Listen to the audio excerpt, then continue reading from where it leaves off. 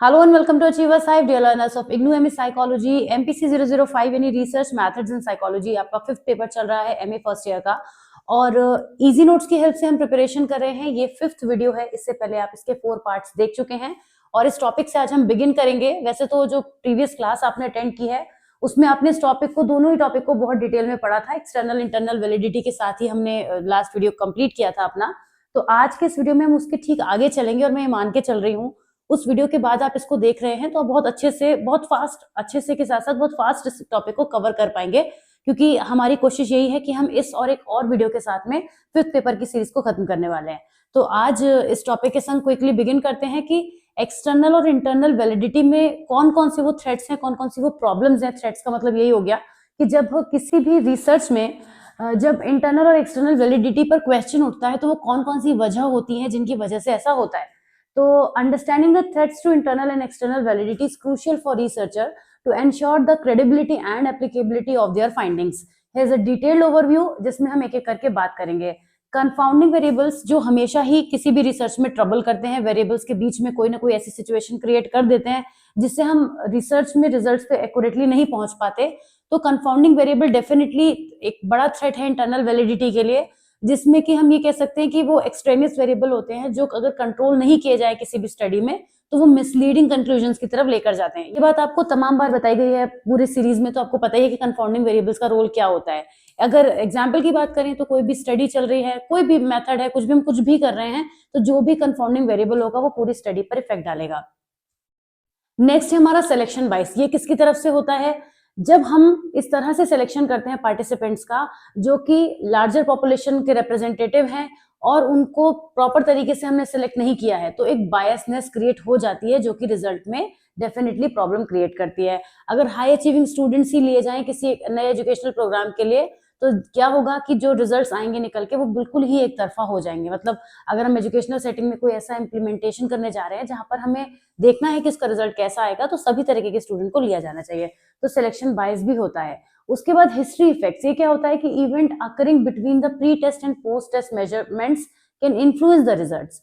This is particularly a concern in longitudinal studies जहां पे time related changes होते हैं।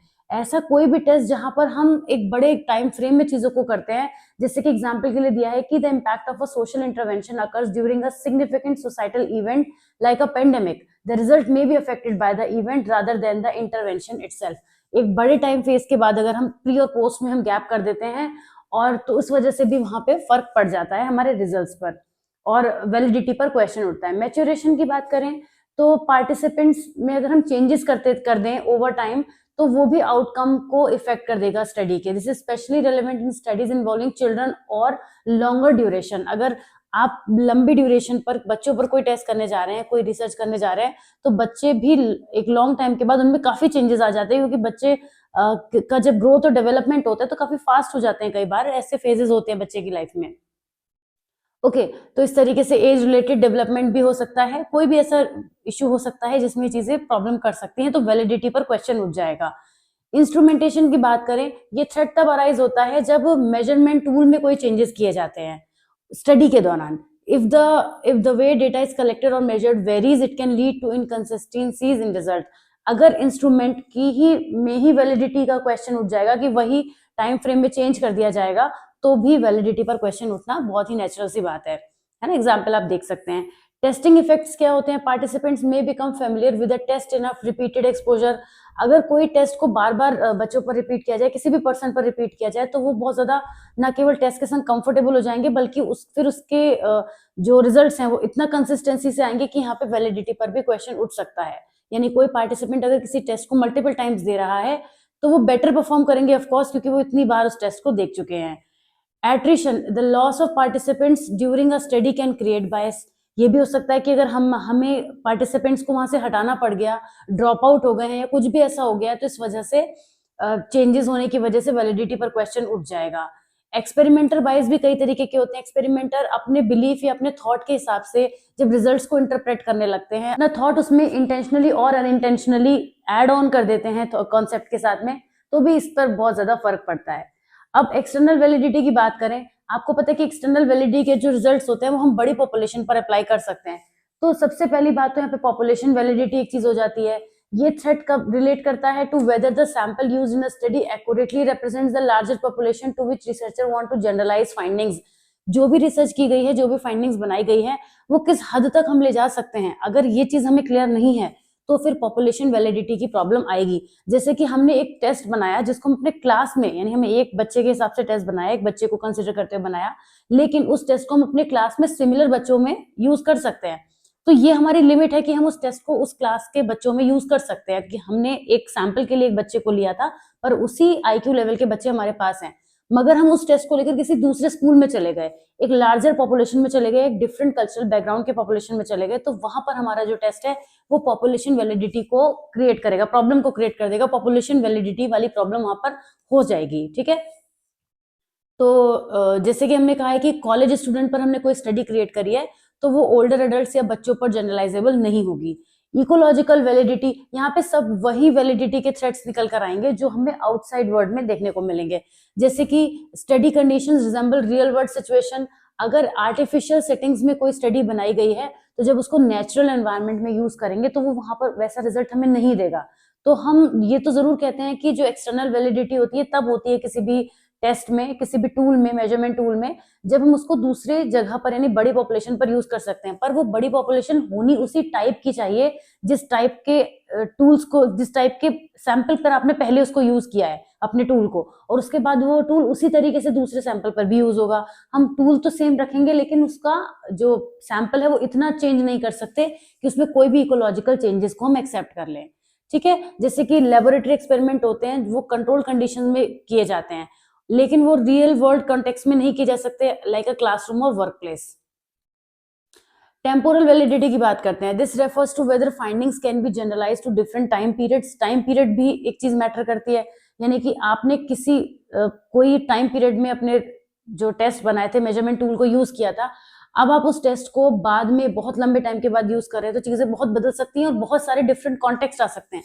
टाइम के केस में तो बहुत सारी चीजें आती है, जब टाइम बदल जाता है तो इतना कुछ बदल जाता है, क्योंकि हर तरफ हम देख रहे हैं कि डेवलपमेंट चल रहा है, हर चीज में, टेक्नोलॉजी में हो, हमारे माइंडसेट में हो, कॉग्निटिव एबिलिटीज हो, हर चीज बहुत ज्यादा चेंज हो रही है, एनहांस हो रही है, तो उस वजह से टेम्पोरल वैलिडिटी भी यहाँ पर एक थ्रेट बन जाता है। सिचुएशनल फैक्टर भी हो सकते हैं, specific circumstances under which studies conducted, ये भी हो सकता है आपने जिन स्पेसिफिक फैक्टर में उसको यूज किया था, अब वो ही स्पेसिफिक फैक्टर अगर आपको सेम नहीं मिल रहा है। मैंने अभी आपको ये चीज बोली कि जब भी हम कोई भी सैंपल बदलेंगे तो वो सैंपल सिमिलर सिचुएशन में होना चाहिए, मतलब हर चीज फिर सिमिलर होनी चाहिए, तो अगर वो सिचुएशनल फैक्टर सेम नहीं है तो ये भी एक्सटर्नल वैलिडिटी के लिए एक थ्रेट हो सकता है। इंटरैक्शन इफेक्ट्स हो सकते हैं। This threat occurs when the effect of an independent variable varies across different population settings और टाइम्स, यानी कि अगर रिलेशनशिप कंसिस्टेंट नहीं है तो यहाँ पे फाइंडिंग्स करना प्रॉब्लमेटिक हो जाएगा। जैसे कि एग्जांपल में हम देख सकते हैं कि a treatment that works well for one demographic group may not be effective for another, इससे हमारी स्टडी की जो एक्सटर्नल वैलिडिटी है वो लिमिट हो जाती है।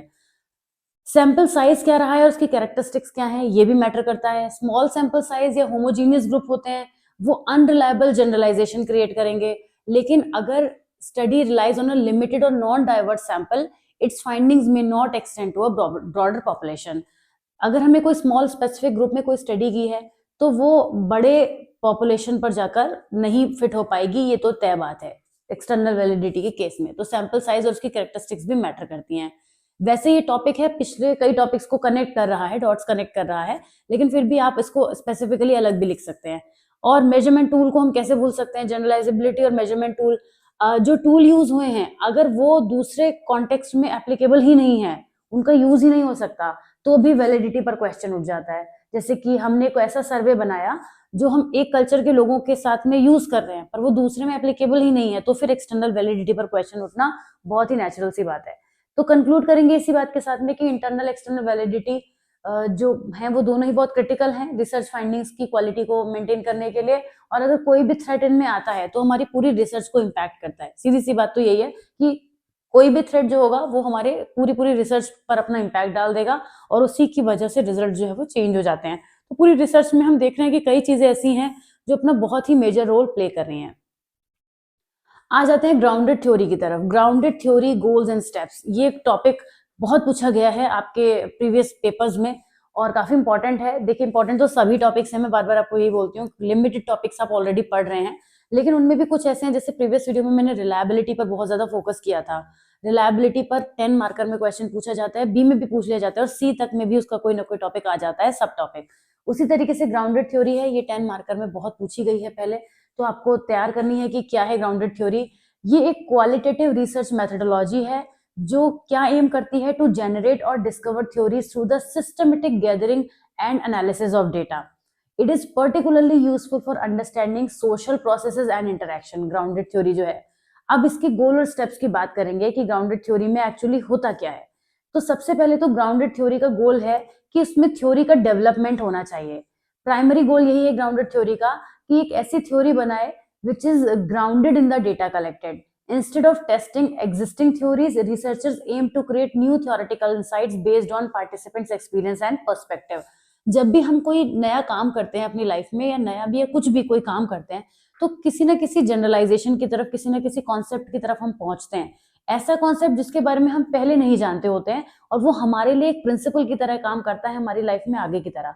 इसे अगर हम एक सिंपलेस्ट वर्ड का नाम दे तो वो एक्सपीरियंस है। हम अपनी लाइफ में बहुत सारी चीजों को एक्सपीरियंस करते हैं जो नई होती हैं, और उस एक्सपीरियंस की वजह से हम आगे अपनी लाइफ में उस एक्सपीरियंस का यूज करते हुए किसी दूसरी प्रॉब्लम को, किसी सिमिलर प्रॉब्लम को सॉल्व करते हैं।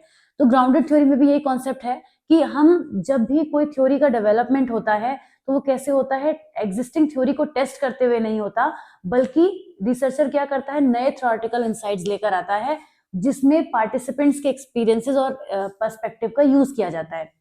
सोशल फिनोमिना को अंडरस्टैंड किया जाता है। गोल, इसका एक इंपॉर्टेंट गोल है कि grounded theory seeks to understand complex social processes, interaction and phenomena as they occur in real world context. Researcher क्या करते हैं, बहुत सारे सोशल लाइफ के डायनामिक्स को कैप्चर करने की कोशिश करते हैं। यहाँ पे फ्लेक्सिबिलिटी होती है। Methodology allows the for flexibility in the research process. Researchers can adapt their data collection and analysis methods based on emerging insights, ensuring that the final theory closely reflects the data. जो यहाँ पर हमारी theory बनती है, grounded theory हमसे ये कहती है कि यहाँ पे हमेशा फ्लेक्सिबिलिटी रहती है रिसर्च प्रोसेस में, और रिसर्चर्स जो होते हैं वो जो भी डेटा कलेक्शन करते हैं, जो भी एनालिसिस करते हैं, उसमें वो बहुत सारी चीजों को एक नए पर्सपेक्टिव से देख सकते हैं, लिमिटेशंस नहीं होती। इंडक्टिव रीजनिंग का यहाँ पे रोल रहता है। Grounded theory emphasizes inductive reasoning where researchers generate theories from specific observation rather than starting with pre-existing hypothesis. Inductive reasoning word आपने पहले सुना ही होगा। इंडक्टिव का मतलब होता है इंड्यूस करना, मींस हमने कुछ कॉन्सेप्ट्स को लिया या कुछ पॉइंट्स को लिया, उनसे कोई कॉन्सेप्ट को इंड्यूस किया। कॉन्सेप्ट से कॉन्सेप्ट इंड्यूस नहीं हो रहा है यहाँ पे, कुछ हमारे एक्सपीरियंसेस हैं, कुछ जो चीजें हमारे आसपास हैं, हमारे रिसर्च का पार्ट है या नहीं भी है, तो जो भी चीजें अराउंड हो रही हैं उनसे हमने क्या इंड्यूस किया, क्या हमने इंडक्शन वहां पे प्रोसेस किया, तो इंडक्टिव रीजनिंग उससे बन जाती है। इसकी हेल्प से एक डीपर अंडरस्टैंडिंग डेवलप होती है किसी भी फिनोमिना को अंडरस्टैंड करने के लिए। ये पार्टिसिपेंट सेंटर्ड अप्रोच होती है, क्योंकि अभी हमने शुरुआत में, आपने ध्यान दिया होगा, यहाँ पे हमने कहा था कि पार्टिसिपेंट्स एक्सपीरियंस और पर्सपेक्टिव को यहाँ पे इंक्लूड किया जाता है। तो यहाँ पर हम क्या देख रहे हैं कि पार्टिसिपेंट सेंटर्ड अप्रोच तो ये डेफिनेटली है, क्योंकि यहाँ पे पार्टिसिपेंट्स के पर्सपेक्टिव को इंक्लूड किया जाता है, उनके एक्सपीरियंसेस को भी यूज किया जाता है। अब यहाँ पे स्टेप्स क्या होते हैं ग्राउंडेड थ्योरी में? ग्राउंडेड थ्योरी में काम वही सब रहेगा, कोई बहुत बड़ा नहीं है, थोड़ा सा पॉइंटर्स आपको ध्यान रखने पड़ेंगे। सबसे पहले तो आप डेटा कलेक्शन करेंगे। रिसर्चर्स जो होते हैं डेटा का कलेक्शन करते हैं, बहुत सारे मेथड यूज कर सकते हैं, interview, group method, group observation, open ended survey, question and a lot of things जो भी उनको रिक्वायर्ड है। पहला काम हो गया डेटा कलेक्शन। उसके बाद है इनिशियल कोडिंग, जिसे हम कहते हैं ओपन कोडिंग। यहाँ पे रिसर्चर्स क्या करते हैं, कलेक्टेड डेटा को एनालाइज करते हैं ओपन कोडिंग के through, where they can break down the data into smaller segments and assign codes और लेवल्स टू दीज सेगमेंट्स। आपने देखा कि जो ग्राउंडेड थ्योरी है वो हमें ये चीज प्रोवाइड कराती है कि हम कितना ग्राउंड में जाके चीजों पे वर्क कर सकते हैं। तो यहाँ पे कोडिंग की जाती है, स्टेपिंग की जाती है। इस स्टेप में की कॉन्सेप्ट्स, थीम्स, पैटर्न डेटा के अंदर उन सबको सेग्रीगेट किया जा सकता है based on the interest of the researcher कि वो किस तरह से काम को कर रहे हैं। फिर आती है फोकस्ड कोडिंग। फोकस कोडिंग में क्या होता है, researcher refine and develop the initial codes bye focusing on the most significant and frequent codes. जब भी फोकस कोडिंग होगी तो इसका मतलब पहले तो हमने डेटा कलेक्शन किया और हमने डेटा को सेग्रीगेट कर लिया, ये हमारी इनिशियल कोडिंग हो गई। फोकस कोडिंग में हम थोड़ा और स्पेसिफिक हो जाते हैं कि हमारा जो भी डेटा है उसमें हमें कहाँ किसकी कैसे जरूरत है, तो अपनी नीड्स के हिसाब से उसका हम सेग्रीगेशन कर लेते हैं और ब्रॉडर कैटेगरीज में कर लेते हैं या थीम्स में डिवाइड कर लेते हैं। मतलब हम कुछ किसी भी तरीके से करें पर हमारा फोकस होगा, हमारा जो डेटा है वो फोकस्ड हो जाएगा। इसके बाद आता है axial coding. Researcher begin to explore the relationship between categories developed in focus coding. जो भी हमने फोकस कोडिंग में सेग्रीगेशन किया था, अब वहां पे जो डेटा है उनके बीच में कैसे रिलेशनशिप बन रहा है, कौन सा डेटा किसके लिए यूजफुल है, कहाँ काम आएगा, कैसे एक दूसरे को इम्पैक्ट कर रहा है। तो इस तरीके की चीजों को हम एक्सेल कोडिंग में करते हैं, जहां पे कैटेगरीज को कनेक्ट किया जाता है कि वो कैसे एक दूसरे से रिलेट हो रही हैं। ठीक, इसकी हेल्प से क्या होता है, रिसर्चर अंडरस्टैंड करते हैं जो भी डेटा के पीछे का कॉन्टेक्स्ट है, प्रोसेसेस हैं, वो अंडरस्टैंड कर पाते हैं। फिर आता है सेलेक्टिव कोडिंग। सेलेक्टिव कोडिंग में रिसर्चर्स एक कोर कैटेगरी को आइडेंटिफाई करते हैं जो कि स्टडी की सेंट्रल थीम बना पाएगी। डेटा तो हमारे पास बहुत सारा है, लेकिन उस डेटा से हम किस डायरेक्शन में जाने वाले हैं, कौन सा मेन पॉइंट निकल के आएगा, मेन थीम जो बन सकती है, वो हम यहाँ से सेलेक्टिव कोडिंग के थ्रू करते हैं।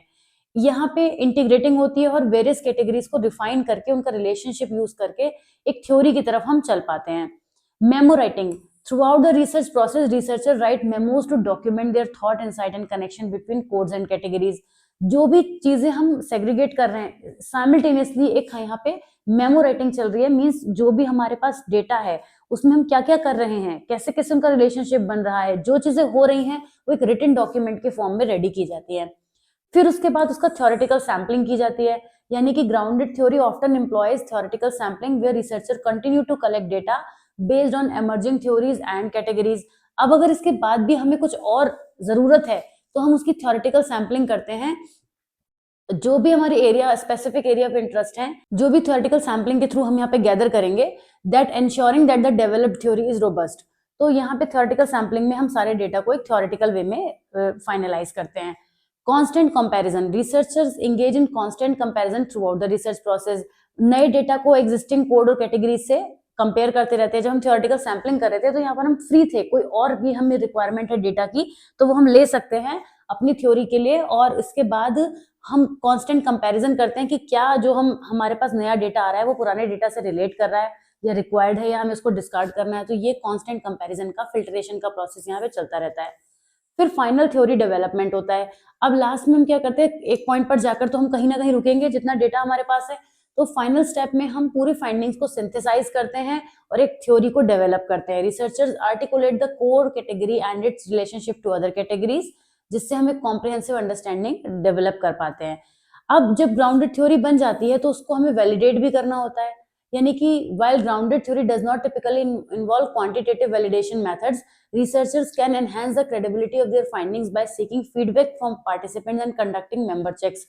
क्योंकि जो थ्योरी है वो थॉट से बनी है, वो बिलीफ से बनी है, वो डिफरेंट डेटा से बनी है और कोई स्टैटिस्टिकल मेथड यहाँ यूज नहीं हुआ है, तो ऐसे में उसको वैलिडेट कराना जरूरी है कि जिस रिजल्ट पर हम पहुंचे हैं क्या वो रिजल्ट उन लोगों के वैलिडेशन के बिना कंप्लीट हो सकते हैं, नहीं हो सकते हैं। तो उन लोगों से या जो भी हमारे पार्टिसिपेंट्स रहे, जो भी थ्योरी का पार्ट रहे हैं, उनसे हम यहाँ पर वैलिडेशन जरूर कराते हैं।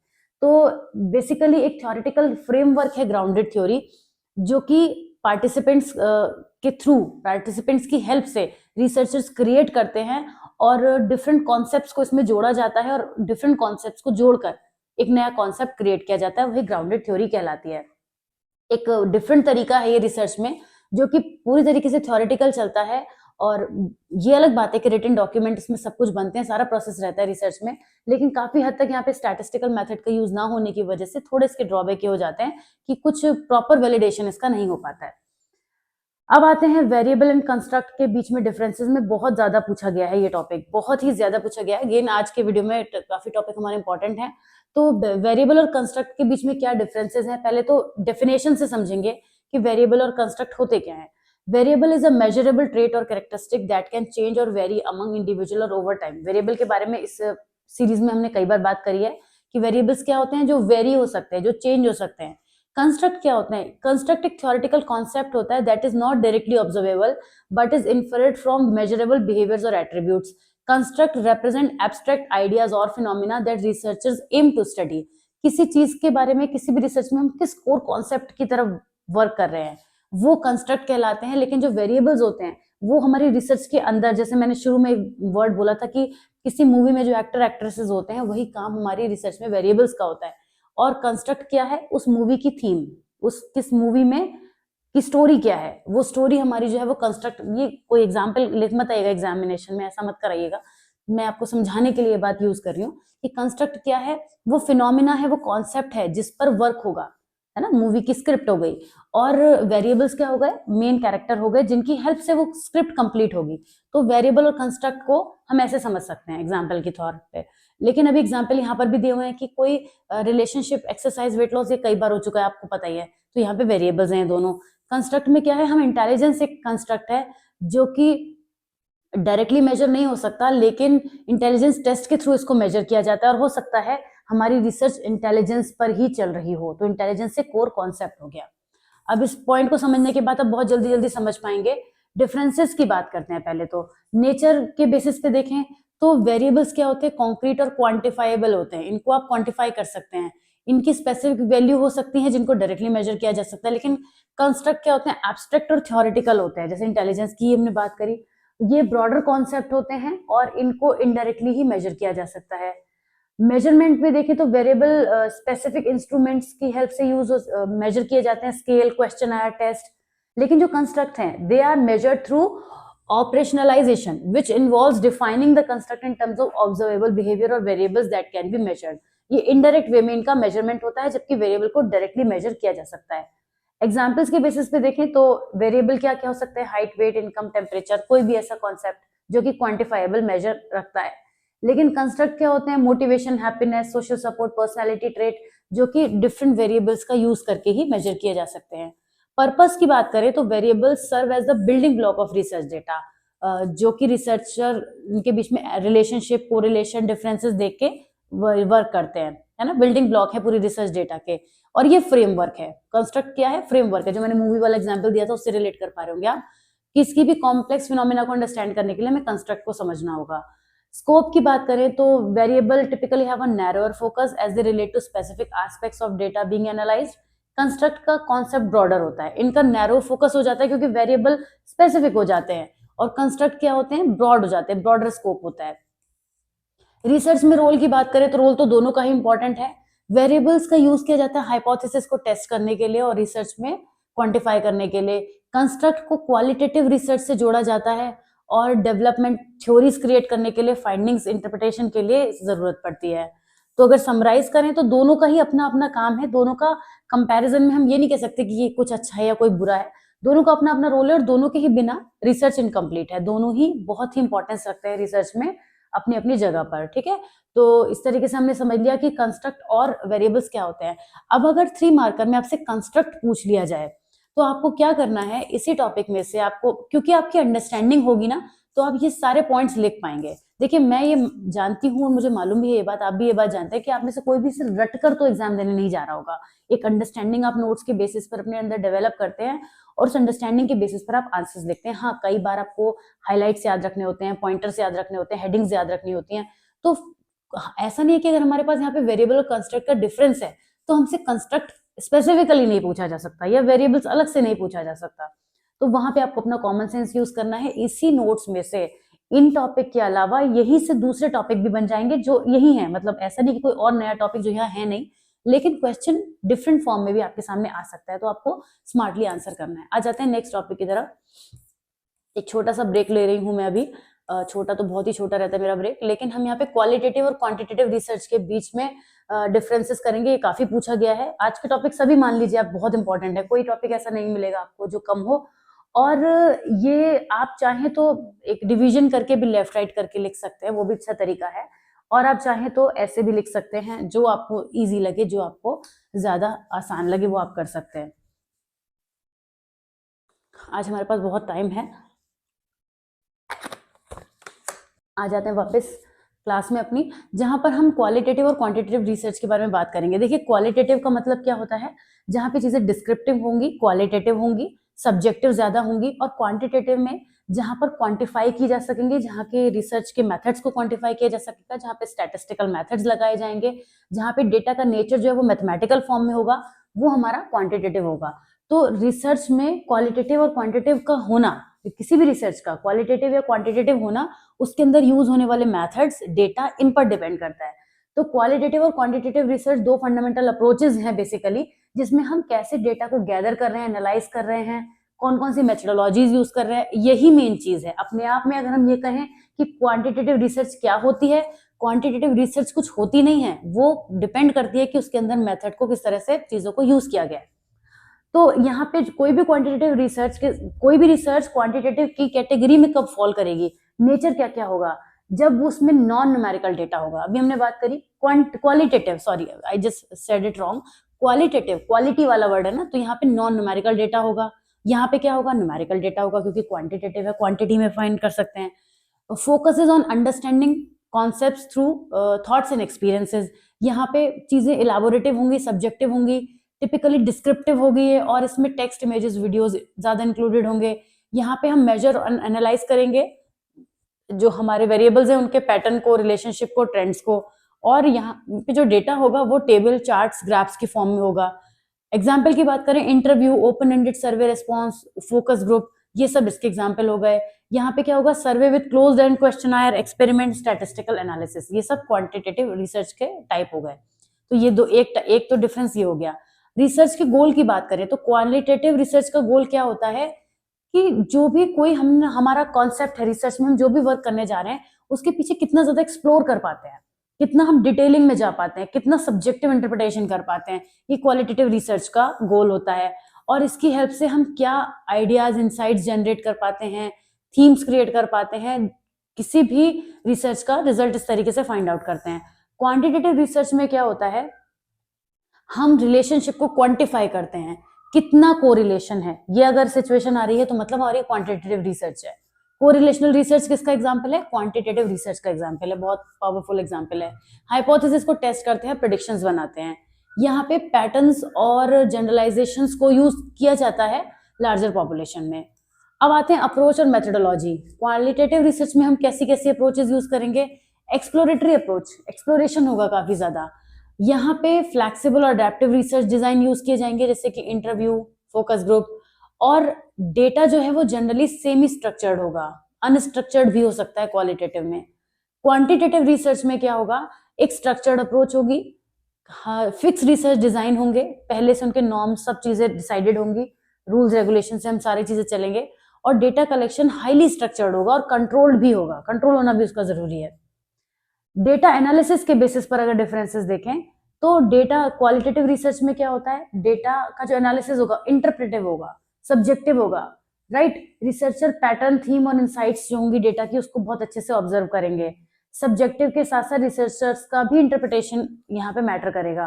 क्वांटिटेटिव में रिसर्चर की तरफ से कोई बायस नहीं होगी, क्योंकि यहाँ पे चीजें बहुत ज्यादा न्यूमेरिकल होंगी। स्टैटिस्टिकल मेथड का यूज होगा, मैथमेटिकल टेक्निक का यूज होगा, और researcher apply statistical test to evaluate hypothesis and relationship. Results are objective और रेप्लिकेट भी हो सकते हैं। सैंपल साइज की बात करें तो क्वालिटेटिव रिसर्च में smaller purposefully selected sample use किए जाते हैं, ये लार्जर से लार्जर भी यूज कर लिए जाते हैं और रैंडम होते हैं। यहाँ पे क्वालिटेटिव में अंडरस्टैंडिंग की डेप्थ पर हम फोकस करते हैं, यहाँ पे ब्रॉडर पॉपुलेशन पर भी इसको जनरलाइज किया जा सकता है। आते हैं आउटकम की तरफ। आउटकम एंड रिपोर्टिंग में जो क्वालिटेटिव रिसर्च है उसके जो रिजल्ट्स होंगे वो डिस्क्रिप्टिव, नैरेटिव, थीम्स और केस स्टडीज की फॉर्म में आएंगे, और डेप्थ, डेटा की डेप्थ में जाके, रिचनेस पे जाके हम वर्क करेंगे। क्वांटिटेटिव रिसर्च में रिजल्ट्स जो है वो न्यूमेरिकल फॉर्म में, स्टैटिस्टिकल एनालिसिस में, ग्राफ की फॉर्म में दिखेंगे, और यहाँ पे रिलायबिलिटी और वैलिडिटी पर बहुत ज्यादा फोकस किया जाएगा। सर्वे रिसर्च क्वालिटेटिव रिसर्च का एक पावरफुल एग्जाम्पल है। सर्वे रिसर्च हो गया, या फिर case studies, case study method जो है, केस स्टडी मेथड तो बहुत ही परफेक्ट एग्जाम्पल है। और क्वांटिटेटिव में आप एग्जाम्पल में कोरिलेशनल रिसर्च लिख सकते हैं। फ्लेक्सिबिलिटी की बात करें तो क्वालिटेटिव रिसर्च काफी फ्लेक्सिबल होती है, क्योंकि इसमें चेंजेस किए जा सकते हैं, और इसकी वजह से काफी बायसनेस भी होती है। रिसर्चर्स जो होते हैं वो क्वेश्चन को एडजस्ट कर सकते हैं, मेथड को, स्टडी को अपने हिसाब से चेंज भी कर सकते हैं बेस्ड ऑन द रिक्वायरमेंट। लेकिन क्वांटिटेटिव रिसर्च तो जिस तरह से चल रही है हमें भी उस तरह से चलना है, हम वहां पे अपने हिसाब से चीजों को बदल नहीं सकते। हालांकि बदलने का कोई मतलब ये नहीं है कि हम लास्ट में आकर रिजल्ट बदल दें, ये तो हम इसमें भी नहीं कर सकते, मगर बहुत हद तक चीजें कंट्रोल में होती हैं। क्वांटिटेटिव रिसर्च में क्या होता है, काफी कम फ्लेक्सिबल होती है, और जिस मेथोडोलॉजी स्ट्रक्चर पर ये चल रही है प्री डिटरमाइंड होती है। ओके, अगर यहाँ पे किसी तरीके के चेंजेस किए जाए रिसर्च डिजाइन में in the middle of the research, तो वैलिडिटी और रिलायबिलिटी कॉम्प्रोमाइज हो सकती है। तो क्वालिटेटिव क्वांटिटेटिव रिसर्च अलग अलग पर्पस सर्व करती हैं, डिफरेंट मेथोडोलॉजीज हैं, और दोनों का अपना अपना यूज है। क्योंकि अगर आप कोई केस स्टडी कर रहे हैं तो वहां पे आप जबरदस्ती तो इसको अप्लाई, ऐसी चीजें तो करेंगे नहीं कि आप अपने आप केस स्टडी को इस तरीके से बनाना चाहें कि आपका जो रिजल्ट है वो एकदम स्टिफ एक जगह पे फिक्स हो, ऐसा नहीं कर सकते। दोनों की अपनी अपनी लिमिटेशंस हैं। आते हैं नेक्स्ट टॉपिक पे, which is differences between group design and with in group design. ये आज का 4th टॉपिक है और अगेन मैं फिर बोल रही हूँ, हर टॉपिक से ये बात कह रही हूँ, रिपीट करनी पड़ रही है मुझे, क्योंकि आज के वीडियो के में मेजरली 4 ही टॉपिक रखेंगे, मैं इसी के साथ इस वीडियो को ओवर करूंगी। और आप यकीन मानिए चारों ही चारों टॉपिक बहुत ज्यादा इंपॉर्टेंट है। तो ग्रुप डिजाइन और बिटवीन ग्रुप डिजाइन और विद इन ग्रुप डिजाइन के बीच में डिफरेंसेस क्या है, क्योंकि अच्छी बात यह है इस टॉपिक को शुरू करने से पहले कि आप ये टॉपिक दोनों पढ़ चुके हैं। आपने 2nd या 3rd वीडियो में बहुत अच्छे से पढ़े थे कि विद इन ग्रुप डिजाइन और बिटवीन ग्रुप डिजाइन में होता क्या है। तो ये 2 फंडामेंटल अप्रोचेस हैं एक्सपेरिमेंटल रिसर्च में, that refers to how participants are assigned to conditions and treatments. अब इनके बारे में डिफरेंसेस की बात करेंगे कि ग्रुप डिजाइन यानी कि जो हमारे पास बिटवीन ग्रुप डिजाइन होता है, उसमें इस ग्रुप डिजाइन में हम क्या करते हैं, different participants are assigned to different groups, each receiving a different treatment और condition, the comparison are made between these separate group. Between है ना, बिटवीन का मतलब हो गया दो ग्रुप्स के बीच में कंपैरिजन होता है। इसके बाद विद इन ग्रुप डिजाइन की बात करें तो विद इन ग्रुप डिजाइन में same participants are expose to all conditions और हर पार्टिसिपेंट्स यहाँ पे serves as their own control, allowing for comparison within the same group. Group के अंदर ही लोगों में कंपैरिजन होता है। तो पहले डिफरेंस तो हमें ये मिल गया कि बिटवीन ग्रुप में ग्रुप्स के बीच में होता है और विद इन ग्रुप में ग्रुप के अंदर के इंटरनल लोगों के बीच में होता है। पार्टिसिपेंट का असाइनमेंट कैसे होता है यहाँ पे ग्रुप डिजाइन में, यहाँ पे पार्टिसिपेंट्स रेंडमली असाइन किए जाते हैं। अच्छा, ग्रुप डिजाइन मतलब बिटवीन ग्रुप है, वो लिखा शॉर्ट में आप समझ सकते हैं। बिटवीन में क्या होता है, पार्टिसिपेंट्स को रेंडमली असाइन किया जाता है टू डिफरेंट ग्रुप्स, जिससे कि हर ग्रुप कंपेरेबल रहे और रेंडमाइजेशन की हेल्प से यहाँ पे काफी हद तक कंफाउंडिंग वेरिएबल्स को भी कंट्रोल किया जाता है। विद इन ग्रुप में क्या होता है, क्योंकि हर पार्टिसिपेंट्स को हर ट्रीटमेंट मिलना है, तो यहाँ पे eliminating variability between participants since they act as their own control. हर पार्टिसिपेंट को हर ट्रीटमेंट मिलेगा, तो यहाँ पे पार्टिसिपेंट का असाइनमेंट्स में यहाँ ये चीज मैटर नहीं करती कि हमने कैसे रैंडम असाइनमेंट किया है। वेरिएबल्स को कंट्रोल करने की बात करें तो this can be more susceptible to individual differences between groups which can introduce variability. Researcher must control for these differences through randomization and matching. जितना हम रैंडमाइजेशन करेंगे उतना ही बेटर हमें बिटवीन ग्रुप डिजाइन में रिजल्ट्स मिलेंगे। विद इन ग्रुप डिजाइन में क्या होता है, control for individual differences since the same participants are used across all condition, क्योंकि हर पार्टिसिपेंट हर केस के अंडर आता है, तो यहाँ पे this design reduces the impact of participant related variable on the result.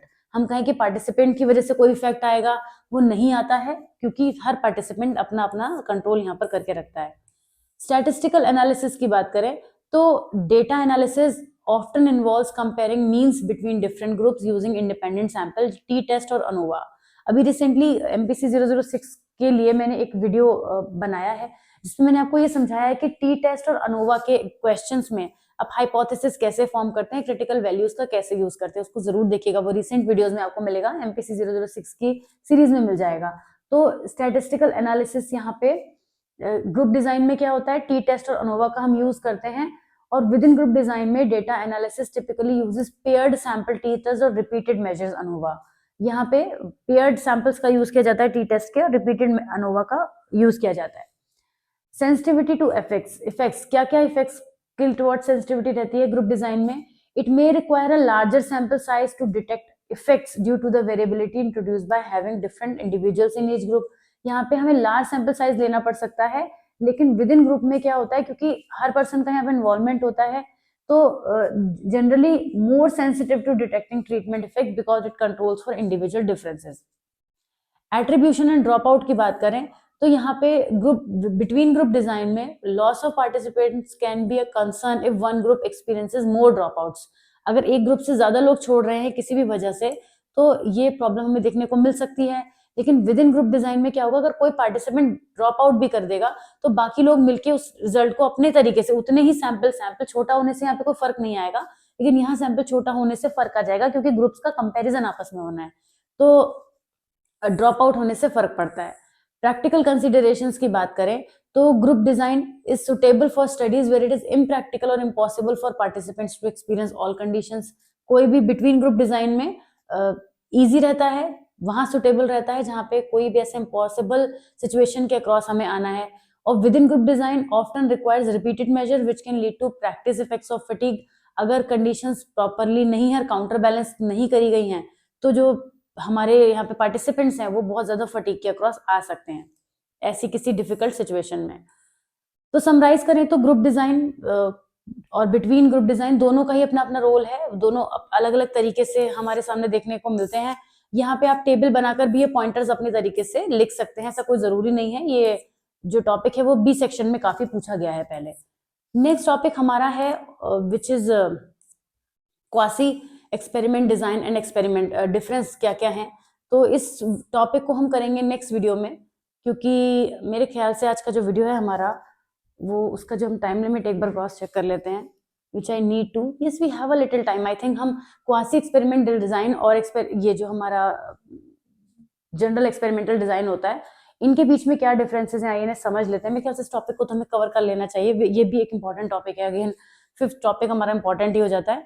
तो क्वासी एक्सपेरिमेंटल डिजाइन आप पढ़ के आए हैं दोनों को, आपको बहुत अच्छे से पता है कि हम किसी भी रिसर्च में ये जो डिजाइन यूज करते हैं उनका पर्पस क्या क्या होता है। डेफिनेशन से स्टार्ट करेंगे। एक्सपेरिमेंटल डिजाइन क्या है? एक्सपेरिमेंटल डिजाइन एक रिसर्च मेथोडोलॉजी है जहां पर रिसर्चर एक या एक से ज्यादा इंडिपेंडेंट वेरिएबल्स को मैनिपुलेट करता है और एक उस पर इफेक्ट दिखता है दूसरे डिपेंडेंट वेरिएबल पर। और यहाँ पे रैंडम असाइनमेंट्स होता है कंट्रोल ग्रुप का। क्वासी एक्सपेरिमेंट में क्या होता है? ये एक ऐसी रिसर्च मेथोडोलॉजी है जो किसी भी एक्सपेरिमेंटल डिजाइन को रिप्रेजेंट करती है, रिजेंबल करती है, बट लैक्स रैंडम असाइनमेंट। यहाँ पे रैंडम असाइनमेंट नहीं होता है। पहले भी आपने दोनों टॉपिक पढ़े हैं तो फटाफट हम इसे कर पाएंगे इस वीडियो में, क्योंकि अगर आपकी पहले से अंडरस्टैंडिंग डेवलप है तो आपको ये टॉपिक अभी पढ़ने की भी जरूरत नहीं है। मेरे साथ एक बार रिवाइज कर लीजिए, एक अलग बात है, मैं ये नहीं कहूंगी कि वीडियो छोड़ के बीच में से चले जाइए, पर आपकी अंडरस्टैंडिंग डेवलप्ड है इस टॉपिक पर, तो वहीं से ये क्वेश्चन डिफरेंसेस क्रिएट कर रहा है। तो कोई बड़ी बात नहीं है, जब आप दोनों चीजें जानते हैं तो डिफरेंसेस लिखना बड़ी बात नहीं है। लेकिन हाँ, एक चीज मैं आपको और बता दूं, यहाँ लगातार कई आपने अभी डिफरेंसेस देखे, वेरिएबल कंस्ट्रक्ट में डिफरेंस देखा, यहाँ पे डिफरेंसेस देख रहे हैं। डिफरेंसेस काफी पूछे जाते हैं, डिफरेंसेस तो आते ही आते हैं। मैंने जो इंपॉर्टेंट क्वेश्चन आंसर्स बताए हैं आप लोगों को, उसमें अपनी चीज नोटिस करी हुई कि डिफरेंसेस बहुत पूछे जाते हैं। तो डिफरेंसेस पर बेस्ड इसीलिए मैंने यहाँ पे लगातार लाइन से टॉपिक भी सेट किए हुए हैं। रैंडम असाइनमेंट किस तरीके से होता है? एक्सपेरिमेंटल डिजाइन में it utilizes random assignment to allocate participants to different groups helping to eliminate selection bias, और confounding variables भी कंट्रोल हो जाते हैं। जब भी हम रैंडम असाइनमेंट करेंगे तो सिलेक्शन बायस भी हमेशा कम होगा और कंफाउंडिंग वेरिएबल्स का भी हम कंट्रोल कर पाएंगे। क्वासी एक्सपेरिमेंटल डिजाइन में क्योंकि रैंडम असाइनमेंट होता ही नहीं है, तो यहाँ पे जो ग्रुप्स हैं वो अपनी एग्जिस्टिंग कैरेक्टरिस्टिक्स के बेस पर आ सकते हैं, जिसकी वजह से बायसेस भी होंगे और रिजल्ट पर भी इम्पैक्ट आएगा। तो रैंडम असाइनमेंट यहाँ पर होता है, यहाँ पर नहीं होता है, ये बात निकल कर आ रही है। कंट्रोल कितना होता है हमें वेरिएबल्स में यहाँ पे? क्योंकि यहाँ this provides greater control over extraneous variable and allow us for more definite conclusion about casualty. यहाँ पे क्योंकि असाइनमेंट रैंडम होता है, एक्सट्रेनियस वेरिएबल को कंट्रोल किया जाता है, तो एक्सपेरिमेंटल रिजल्ट्स में जो भी हमारा रिजल्ट निकल कर आते हैं वो काफी हद तक बहुत क्लैरिटी के साथ होते हैं।